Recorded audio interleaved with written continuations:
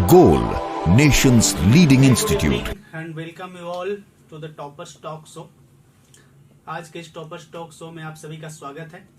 और आज हम लोग मिलते हैं एक ऐसे स्टूडेंट से जिन्होंने नीट 2021 में एक बहुत बड़ी सफलता पाई है और बहुत टॉप रैंक के साथ इन्होंने नीट क्वालिफाई किया है। तो आप सभी स्टूडेंट्स अगर आज के इस टॉक शो को देख रहे हैं तो आप लोग के अंदर एक इंटरेस्ट होगा कि मेडिकल जैसे कठिन कंपटीशन में किस तरह से सफलता पाई जाती है और वो टॉपर्स जो होते हैं, वो रैंकर्स जो होते हैं, वो करते क्या है, वो आखिर किस तरह से अपनी तैयारी को आगे बढ़ाते हैं जिसके माध्यम से वो सफलता पाते हैं। तो आइए इस कड़ी में हम लोग एक ऐसे स्टूडेंट से मिलते हैं। इनका नाम प्रिंस है और जिस तरह से इनका नाम है उसी तरह से इन्होंने काम भी बहुत अच्छा किया है। तो let's meet with Prince. Prince, आपका आज के इस शो में बहुत स्वागत है, अभिनंदन है। और मैं आपसे जानना चाहूंगा कि नीट 2021 में आपने किस तरह की सफलता पाई और आपका रैंक क्या है, आपने कितने मार्क्स ऑब्टेन किए हैं। तो आप पहले ये बताएं दर्शकों को कि आपने इस बड़ी सफलता में क्या अचीवमेंट पाया है। सर, नीट में मेरी स्कोर रही 691 और मेरी ऑल इंडिया रैंक रही 390 और जनरल ईडब्ल्यूएस रैंकिंग रही 32। ये एग्ज़ाम मेरे लिए बहुत मायने रखता था क्योंकि मैंने इसके लिए 2 साल बहुत मेहनत किया और फिर मैंने 1 साल अंडर एज होने के कारण नहीं दे पाया, तो इस साल दिया। तो मैंने कड़ी मेहनत की और गोल के सपोर्ट के कारण एक अच्छा स्कोर किया, जो कि जिसके कारण मुझे ऑल इंडिया पे कैटेगरी रैंक 32 और ऑल इंडिया रैंक 390 आया। Yes, thank you. और प्रिंस, जैसा कि इन्होंने बताया कि पिछले साल इन्होंने +2 किया था 2020 में, लेकिन एज इनका उस लेवल तक नहीं था। एज कम होने के वजह से पिछले साल ये नीट के एग्जाम में अपीयर नहीं हो पाए थे और ये इनका पहला चांस था और पहले ही चांस में इन्होंने बड़ी सफलता पाई। जैसा कि आपने सुना कि इतनी अच्छी रैंक के साथ इन्होंने सफलता पाई है, इतना अच्छा मार्क्स इन्होंने ऑब्टेन किया है। तो प्रिंस, सबसे पहले तो आपको ढेर सारी बधाई आपके इस सफलता के लिए। और मैं ये जानना चाहूंगा कि इस सफलता के पीछे वो कौन कौन से रीजंस थे जिन्होंने आपको मदद किया और जिसके माध्यम से आज आप सफलता की इन ऊंचाइयों तक पहुंच पाए। सर, सबसे पहले तो मुझे मैं अपने फैमिली का बैकग्राउंड देखता था जो कि काफ़ी थोड़ी नॉर्मल से बिलो थी, तो मुझे उससे एबव आना था और अपने फैमिली को एक ऐसी जगह पे देखना था जहाँ से मैं अपने फैमिली के लिए खुद भी सिक्योर फील करूँ और मेरा फैमिली मेरे लिए सिक्योर फील करे। और फाइनली मैंने कोशिश करते रहा और हमारे पापा हमारे लिए आइडियल थे। मतलब कुछ भी ऐसा फील नहीं होने दिए कि चाहे उनको किसी के पास भी जाना पड़े, किसी के पास भी कुछ भी बोलना पड़े, लेकिन वो बोलते थे और हमें जो चाहिए था वो देते थे।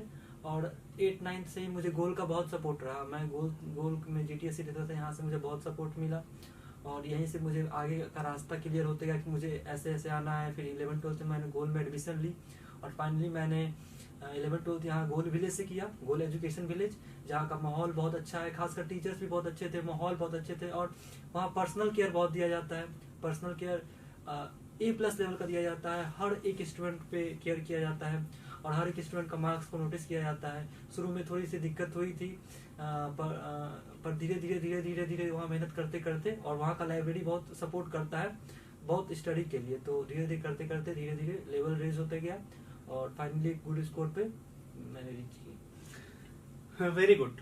तो जैसा कि आपने प्रिंस को सुना कि इन्होंने अपने फादर को आइडियल बताया और इनके फादर बहुत सपोर्ट इन्हें किए। स्वाभाविक है, हर स्टूडेंट के पेरेंट्स बहुत सपोर्टिव होते हैं और बहुत सपोर्ट के साथ अपने बच्चों को आगे बढ़ाने की कोशिश करते हैं। प्रिंस के फादर क्या करते थे, उनका बैकग्राउंड क्या है, ये भी जानना जरूरी है। तो प्रिंस, मैं ये आपसे जानना चाहूंगा कि आपके फादर का प्रोफेशन क्या है, वो क्या करते थे और किस तरह से उन्होंने आपको सपोर्ट किया। सर, शुरू में मैं गांव में रहता था, तो 2007 में हम लोग पटना है, तो मेरे पापा के पास कोई जॉब नहीं था उस समय। तो मेरी स्कूलिंग शुरू में हुई पर फिर ब्लॉक हो गया क्योंकि उतना फाइनेंशियल सपोर्ट नहीं था, तो स्कूल बंद भी हुआ। तो धीरे धीरे घर पे पापा बहन लोग से पढ़ाने लगे, खुद भी पढ़ाते थे। फिर वो 2012 के एंड में एक ऑटो खरीदे, मतलब ही बाउट एन ऑटो। उसके बाद फिर वो चलाने लगे। फिर धीरे धीरे थोड़ा सा मेहनत करते रहे और फिर हम लोग को विपिन सर का भी बहुत सपोर्ट मिला। फिर हमारी पहली बहन यहाँ पे एडमिशन ली। और हाँ, हमारे दादाजी का भी इसमें सपोर्ट थोड़ा रहा, वो भी हेल्प करते हैं। तो विपिन सर का सपोर्ट मिला, पहली बार एडमिशन ली। उसके बाद हम लोग धीरे धीरे यहाँ इधर आते गए और हम आज 3 भाई बहन डॉक्टर हैं और एक बहन और तैयारी कर रही है। हाँ, इसमें हमारे पापा का बहुत योगदान रहा। वो मतलब हमारी सारी ज़रूरतों को पूरा किए, ऑटो चला के, चाहे उनको कितना भी दिक्कत झेलना पड़े। आज हम खुद अगर कभी कभी देखते हैं कि कैसे देखता है, मतलब लोग ऑटो चालक को किस निगाह से देखता है, तो कभी कभी बुरा लगता है। पर फिर लगता है कि नहीं, आखिर अगर उस काम से आज मेरा फ्यूचर बना तो मेरे पापा ने मेरे लिए सही किया, चाहे हमारे फैमिली के लिए बहुत सही किया। और आज हम इस जगह हैं, तो इसमें पापा के पूरे फैमिली भी खुश है। और पापा को आज अपना बर्थ पता चला कि मैंने जो किया वो सही किया और मेरा जो बर्थ था वो मुझे मिला। बिल्कुल प्रिंस। और जैसा कि आप दर्शक सुन रहे हैं, एक बहुत बड़ी लेसन सीखने को मिलता है कि एक ऐसे फैमिली बैकग्राउंड से निकलकर, जिनके फादर ऑटो ड्राइविंग करके इनको बहुत अच्छा सपोर्ट किए, तो पेरेंट्स के लिए भी सीखने की बहुत बड़ी चीज है कि वैसे पेरेंट्स जो किसी भी कंडीशन में फिनेंशियली प्रॉब्लम के दौर से गुजर रहे हैं, वैसे लोग भी अगर चाहें तो अपने बच्चे को इस तरह की बड़ी सफलता दिलवा सकते हैं। और उसके लिए उन्हें कदम बढ़ाने की जरूरत होती है, उसके लिए कोशिश करने की जरूरत होती है। और जैसा कि आपने सुना कि प्रिंस के फादर एक ऑटो ड्राइवर होने के बावजूद उन्होंने अपने स्ट्रगल, अब खुद को स्ट्रगल उन्होंने किया, स्ट्रगल के माध्यम से इन्होंने प्रिंस को सपोर्ट किया, इन्हें यहाँ तक पहुंचने में उन्होंने मदद किया। तो ऐसे ही लोगों पर पूरा सोसाइटी प्राउड फील कर सकता है, जिन्होंने हार ना मानने की जिद ठान के अपने बच्चों को, अपने फैमिली मेंबर्स को आगे बढ़ाने की कोशिश करते हैं। तो प्रिंस, ये भी हम लोग जानना चाहेंगे कि आपकी जो ये उपलब्धि है, तो इस उपलब्धि में जैसा कि आपने बताया कि गोल इंस्टीट्यूट से आपने प्रिपरेशन किया, पहले आपने गोल टैलेंट सर्च एग्जाम दिया, उसके माध्यम से आप गोल से जुड़े और इसके बाद आप यहीं से फाउंडेशन कोर्स आपने किया, देन अचीवर कोर्स किया। तो एक लंबी जर्नी आपकी रही, गोल से जुड़े हुए आप रहे। तो इस गोल तक पहुंचने का माध्यम क्या था? आपने गोल को कैसे जाना और गोल में आपने एडमिशन क्यों लिया और कैसे लिया? सर, सबसे पहले हमारी पापा का सपना था मेडिकल करना, तो मेडिकल वो नहीं कर पाए। तो हमारी बड़ी बहन को मतलब उनका भी यही डिजायर था कि हम भी एमबीबीएस करें। एक्चुअली इन्फोसिस पापा का शुरू से ही था कि हमारा बच्चा सब एमबीबीएस करे, तो दीदी को माइंडसेट था कि हमको भी एमबीबीएस करना है। तो 11th-12th में हम जब बहुत छोटे थे, हम होंगे उस समय 8-9 में थे, 8-9 में जब मेरी बहन 11th-12th कर रही थी, तो उनको सही कोचिंग नहीं मिला, तो उनका पूरा बेस खराब हो गया, मेरी बड़ी बहन का। तो बेस खराब होने के कारण वो मतलब उनका पहली बार में नहीं हुआ।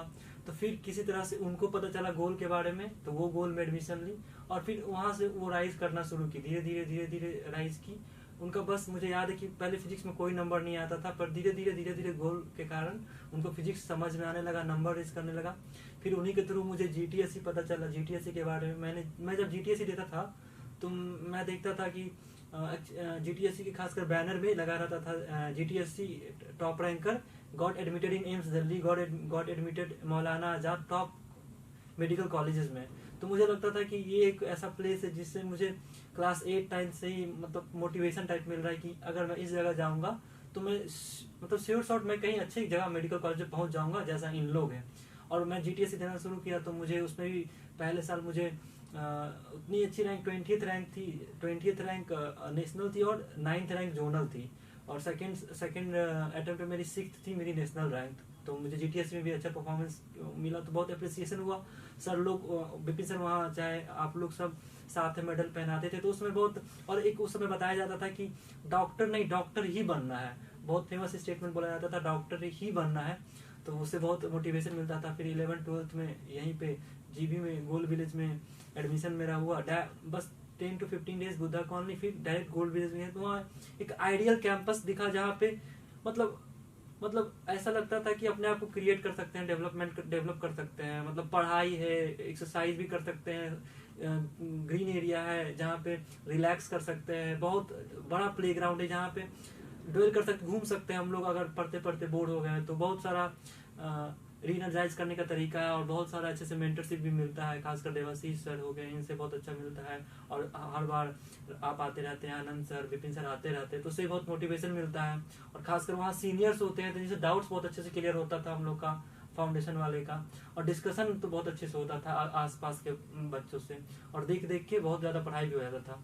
तो ये सब बहुत, और सबसे अच्छा बात ये कि गोल्ड विलेज में बुक्स को लेके बहुत कंट्रोवर्सी नहीं है। वहाँ पे मैक्सिमम बच्चा एनसीईआरटी पढ़ता है, जैसा बाहर में है कि मैक्सिमम बच्चा बुक्स को इधर उधर पढ़ता है, लेकिन गोल्ड विलेज में मैक्सिमम बच्चा जो है वो बुक्स एकदम सेलेक्टेड पढ़ता है, क्योंकि वो मतलब करंट हमेशा विपिन सर के निगाह में होता है। विपिन सर गाइड करते रहते हैं, चाहे फिर गोल्ड विलेज के हर स्टूडेंट को गाइड मिलता है उनके मेंटर से कि कौन सा बुक पढ़ना है, कौन सा नहीं। परफेक्ट स्ट्रेटेजी के साथ शुरू से ही पढ़ना शुरू कर देते हैं।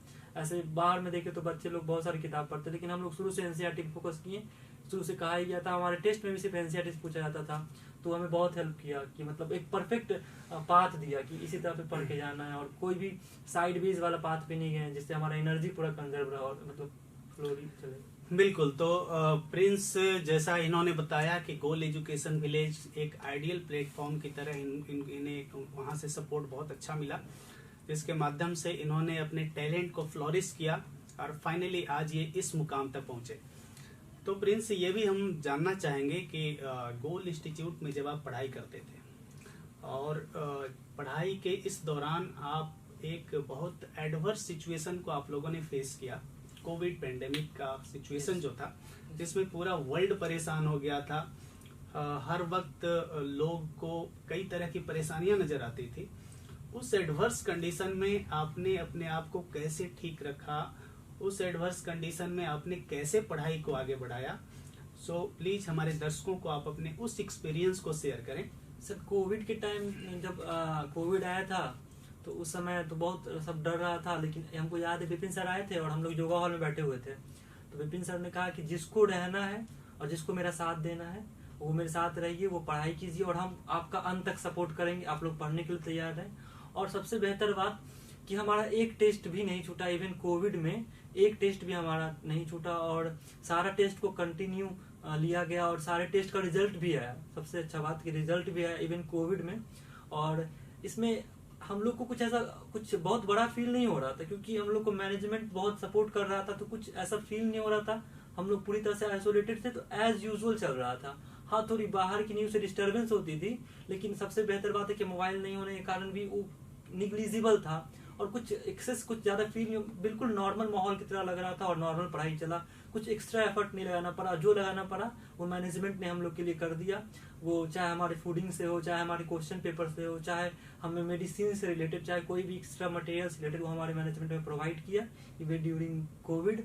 और हमें कुछ ऐसा एबनॉर्मल टाइप फील नहीं हुआ, हमें लगा कि नॉर्मल कंडीशन है तो नॉर्मली पढ़ाई चला कोई। और हाँ, एक बात ये कि कोविड में टाइम मिल गया तो ऐसा हुआ कि गोल इंस्टीट्यूट ने टेस्ट का नंबर बढ़ा दिया, इंस्टीड ऑफ रोकने के बजाय टेस्ट का नंबर बढ़ा दिया, जिससे हमें कॉम्पिटिटिव माहौल भी ज्यादा टाइम तक मिला और प्रिपरेशन करने में भी हेल्प हुई, और उससे जाहिर सी बात है उससे मार्क्स में इम्प्रूव जरूर हुई है।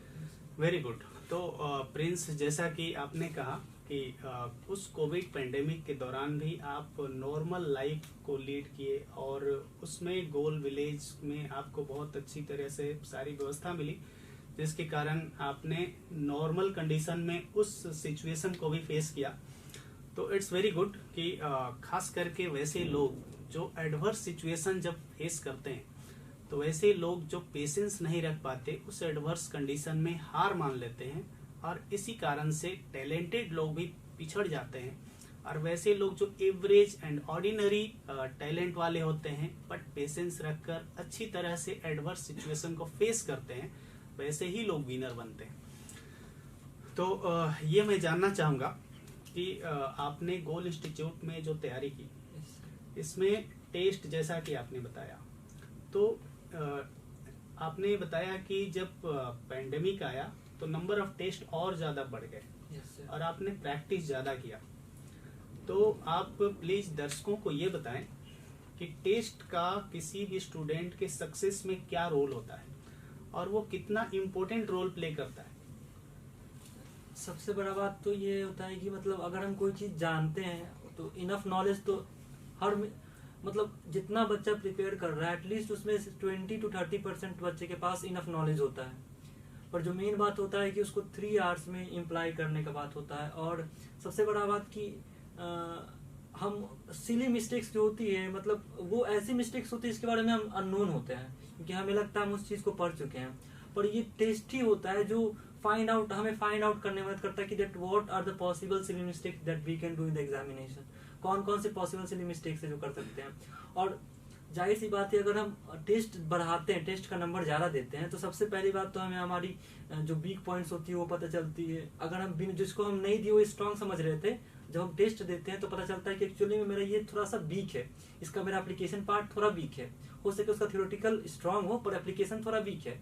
उसी तरह से कोई ये ऐसा रहता है, कोई टॉपिक जैसे कि हो गया मैग्नेटिज्म चैप्टर जो कि एक्चुअली में कॉन्सेप्चुअल है और बहुत आसान फॉर्मूला पे बनता है लेकिन थोड़ा थोड़ा सिली मिस्टेक्स उसमें हो जाता है। तो अगर उस चैप्टर को हम लोग टेस्ट के थ्रू देते हैं तो हम लोग को एक बेटर वे मिलता है उस चैप्टर को कवर करने के लिए और उस पर कॉन्फिडेंस गेन करने के लिए। और सबसे बड़ा बात ये होता है कि अगर टेस्ट के मार्क्स में कंसिस्टेंसी रहती है तो उससे इनर कॉन्फिडेंस बहुत ज्यादा रहता है और टेस्ट देते देते कहीं ना कहीं एक प्रैक्टिस हो जाता है और 3 आवर्स में अपना बेस्ट देने का मतलब कैपेबिलिटी आ जाती है। टेस्ट तो खासकर जैसे गोल के टेस्ट के थ्रू सर बताते थे कि रिवर्स टेस्ट को दो, जो प्रॉब्लम होता है उसको पढ़ो, तो वो बहुत हेल्प करता है खासकर कॉन्सेप्ट बिल्डिंग में। और वैसे कॉन्सेप्ट को जो कि थोड़े टफ होते हैं, थोड़े मतलब सिली मिस्टेक ज्यादा करवाते हैं, वो टेस्ट के थ्रू ज्यादा क्लियर होते हैं। ओके, तो जैसा कि आप सभी सुन रहे हैं कि टेस्ट का किसी भी स्टूडेंट्स के सक्सेस में, खास करके नीट जैसे कंपटीशन में बहुत बड़ा रोल होता है। और इसलिए मैं सारे व्यूअर से ये कहना चाहूंगा कि अगर आप नीट की तैयारी कर रहे हैं तो टेस्ट के वैल्यू को इग्नोर ना करें। जैसा कि प्रिंस ने बताया कि टेस्ट का जो वैल्यू है आज के डेट में, स्पीड और एक्यूरेसी आपके कंपटीशन का एक बहुत बड़ा नीड है और ये दोनों चीजें आपके टेस्ट प्रैक्टिस से इम्प्रूव होता है। इसलिए अगर प्रिंस की बातों को माना जाए तो हर स्टूडेंट्स को टेस्ट ज्यादा से ज्यादा अटेम्प्ट करना चाहिए।